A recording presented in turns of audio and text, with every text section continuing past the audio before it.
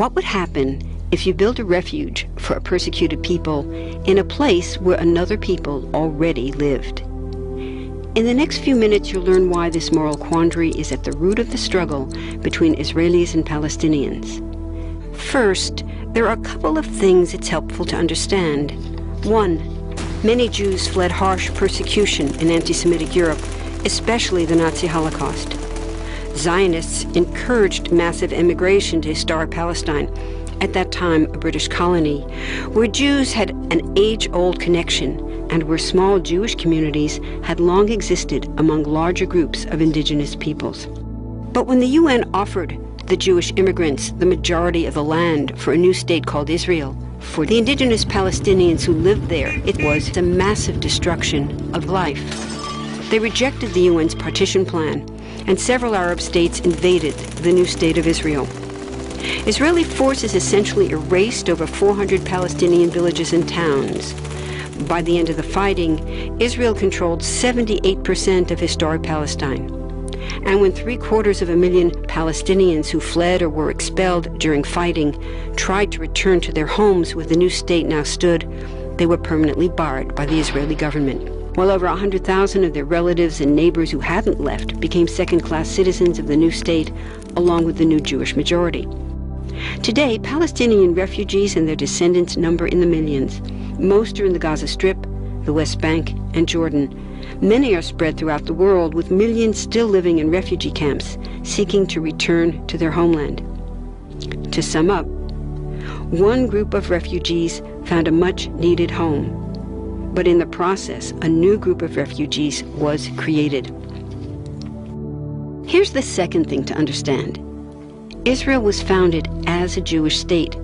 But now ask yourself, what exactly does that mean? People had lots of ideas about what a Jewish state should look like. Some called for equality for all citizens. But what was created, in practice, was institutional discrimination against non-Jews.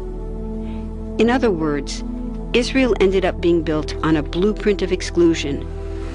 The Israeli government wants maximum land and resources for Jews, but not the Palestinians living there.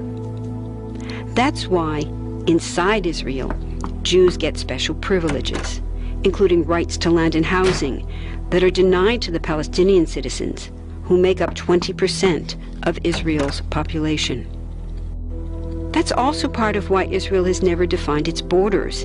In fact, they still hold on to land, the West Bank and Gaza, that they conquered in the war in 1967. Since then, Israel has built Jewish settlements throughout the occupied West Bank, building Jewish-only cities and supplying them with infrastructure like roads and army camps, schools, and even a college. Military occupations are meant to be temporary, but after 40-plus years, this one looks permanent and entirely unjust.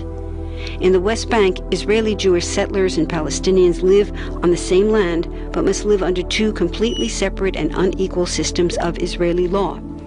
The Jewish settlers dominate the natural resources, including water and agricultural land, and they're backed by the Israeli army. To maintain the occupation, Israel has demolished thousands of Palestinian homes and orchards, confiscated Palestinian land, bombed a captive civilian population in Gaza, and punished resistance with raids, arrests, and assassinations, all to gain maximum land while making life so difficult for Palestinians that they will either leave or be too afraid to resist. Palestinians have fought back. For decades, they tried to achieve national liberation through armed struggle. Some groups still do. But the majority now support popular protest instead. The deeply harmful pattern of control, repression, and violence profoundly harms Palestinians living under occupation and Israelis living as occupiers. This must be broken to reach a peaceful and secure future for both peoples.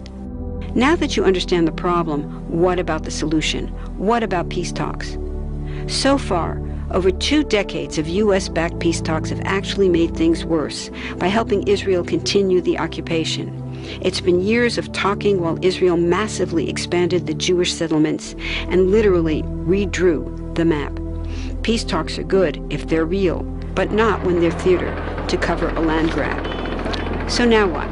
The current world superpower, the United States, has been a terrible friend, enabling Israel's destructive and self-destructive expansion onto Palestinian land by funding the Israeli military, the biggest recipient of U.S. foreign aid in the world.